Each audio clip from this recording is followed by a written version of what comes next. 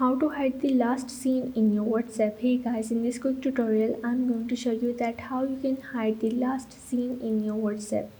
So the steps are really easy and simple. So now let's get started. So first of all you have to open up your WhatsApp. So now once you are in here you have to click on the settings icon. So now once you are in the settings, as you can see that here is the option of the privacy. You just have to tap on it. Now you have to go on the last scene and the online. You have to click on it, and as you can see that it is the option that who can see my last scene. You have to toggle on it on the nobody, and from here no one will be able to see your last scene. And the second option is that who can see that when I am online. You just have to toggle on this same as the last scene icon, and you have to make sure that if you don't share your last scene and the online, you won't be able to see other people's last scene and their online.